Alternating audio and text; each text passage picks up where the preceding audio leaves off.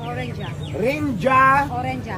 Ay, Orinja. Orinja si Madam. Ano pangalan mo, Madam? Hana po. Si Madam Hanang, may-ari ng Orinja na napakasarap talaga namang pure na orange. Kaya kung gusto nyo rin i-try, hanapin nyo lang si Madam na dito lang mas makikita yan sa Sarangani. Saan ang bahay mo talaga? Tusaring lang. Ay, Jinsan pala siya. Ngayon, nandito ka sa Sarangani para magtinda lang ng may boot ka lang ganito.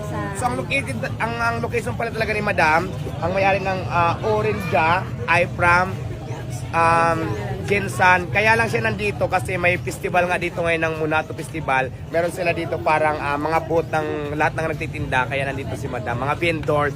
Tamang-tama kasi vendors party list din kami. Nandito kami ngayon kasama syempre ang founding chairman ng vendor party list na walang iba kundi si Congresswoman Tita Malolipana. Yan, inikutan din namin ang mga vendors dito. Tapos kumakain-kain kami ng mga gusto namin kainin yung nakikita namin dito. Para mamaya, pag uwi namin doon sa inuwi namin, burlog na lang, di ba? Wala nang kainan. Mindset ba? Mindset. Ganon. Thank you, Renja. Thank you, Madam. Thank you. Pagkatapos natin uminom ng juice, ng napakasarap na juice ni Orinja, yung katabi niya, syempre, titikman din natin ang Calamaris King. Asan yung may-alang Calamaris King? Sa kanila naman dito, yung ganito kalaki, kasi by size dito may mga size yung baso. Pag malaki, halimbawa ito, magkano ang 145? 145, itong ganito kalaki? 50, tapos, bukod sa calamaris, ano to? Fish fillet, tapos parang may nakita pa akong shrimp. Shrimp tempura, magkano naman yung ganito? 50, ang mumura, tapos ito? 50 din. Tapos pag halimbawa ako, gusto ko lang tikman, 2 piraso, 3 piraso na ng calamaris, pwede naman per pieces. Ano po, per cup? Per cup lang talaga. So dito yung calamaris nila, mayroong 145, may 50, hanggang doon lang naman.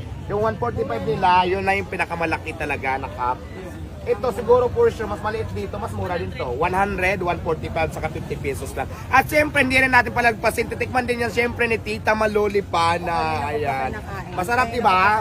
Anong, kumusta ang lasa? Malambot siya at saka, ang pinakagusto ko dito, pag sinausaw mo sa suka, talagang nag-aagaw buhay yung anghang, tapos yung asim, yun naman din talaga ang gusto ko. Dito lang ito matatagpuan sa King Calamaris na nandito ngayon sa Sarangani. Pero ate, kasi dito, pag normal days kasi, di ba kasi ngayon may Munato Festival lang, nandito kayo. Pag normal days ba, wala kayo dito sa kanila? Sa Jinsan din kayo. Ayan, saan banda sa Jinsan? Oval Plaza. Ayan, sa mga gustong tikman, ang King Calamaris na napakasarap. Makikita sila pag normal days lang sa Jinsan sa may Oval Plaza. At syempre, hanapin mo lang ang napaka-fresh at fresh pa sa akin ang may-ari mismo ng calamaris na ito, si Madam. Product nila ng worth 10,000 pesos. Ang kapalit po nito ay kalayaan ng isang